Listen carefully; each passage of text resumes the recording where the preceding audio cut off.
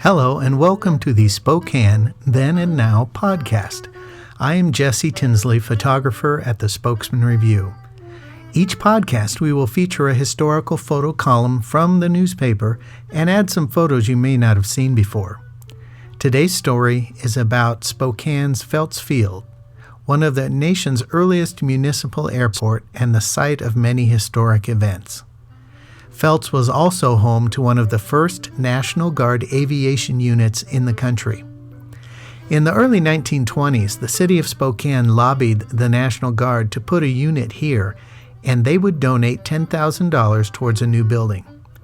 In 1924, the 116th Observation Squadron was established at Felts.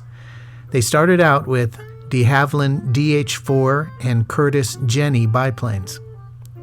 The National Guard established 29 new air units between 1921 and 1941 all over the country. The new brick headquarters was built in 1927, the year that Parkwater Airfield changed its name to Felts Field. The building was remodeled several times to add darkrooms, a tower, and a very large hangar. The pilots built their skills crisscrossing and photographing the region. Their photo survey work helped in the planning of Grand Coulee Dam, among other things. Major John T. Fancher was the first commander. As World War II started, the unit was called to active duty, moving men and airplanes to Fort Lewis, Yakima, and Hoquiam for coastal defense. After the war, the unit became a fighter squadron, flying P-51 Mustangs and early jet aircraft to defend key installations in eastern Washington, such as the Hanford Engineering Works, which had produced the plutonium for the Nagasaki bomb.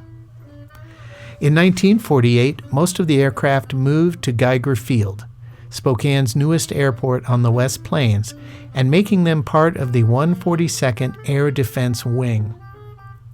In 1951, the unit provided backup for regular Air Force units involved in the Korean War. They operated out of Moses Lake and Shepherd's Grove, England.